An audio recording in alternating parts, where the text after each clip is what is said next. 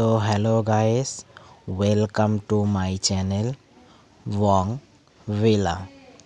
তো আজকে আমি তোমাদের দেখাবো আমি যেই গ্রামে থাকি সেই গ্রামের প্রকৃতি।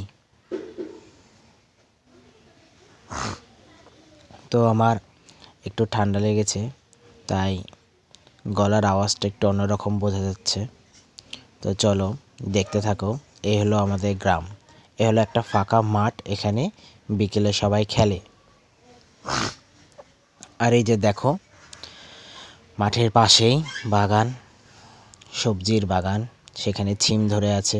আমি এবার তোমাদের দেখাচ্ছিলাম ভালো করে। তো এই ছিম গাছগুলো হচ্ছে চারিদিক দিয়ে দেওয়া রয়েছে, আর ভেতরে রয়েছে এই ফুলকপি, বাঁধাকপিও আছে ওই সাইডটা করে। তো সেটা আমি ঠিক ক্যাচ করতে পারিনি, মানে তুলতে পারিনি। তো চলো, যেটা তুলেছি ফুলকপি সেটাই তোমাদের দেখাই। এই সামনে দিয়েও হয়েছিল। আর জানো তো, ফুলকপিগুলোর সাইজটাও একদম খারাপ ছিল না, ছোট বড় সব রকমের ফুলকপিই ছিল। আর ওই সামনে যে ঘন দেখতে পাচ্ছ, ওই জায়গাটা করেছিল বাঁধাকপি। আর এই হলো গ্রামের আসল দৃশ্য, সর্ষে ক্ষেত। দেখো পুরো হলুদে হলুদ, চারিদিকটা কত সুন্দর লাগছে না? আমি দুপুর টাইমে গিয়েছিলাম, তো তাই এখানে সেরকম লোকজন ছিল না, না হলে এখানটা অল টাইম ছবি তোলার জন্য লোকজন আসতেই থাকে।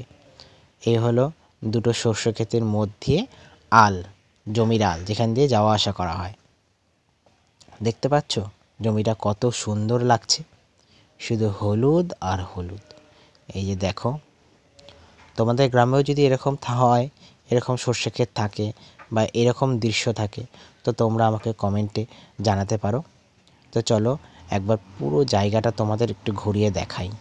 আর আকাশটা মেঘলা হয়েছিল, দেখতেই পাচ্ছ। শীতের দিন, মেঘলা আকাশ, ঠান্ডাটাও সেরকম ছিল না। আর এরকম কী ফুল ছিল আমি সঠিক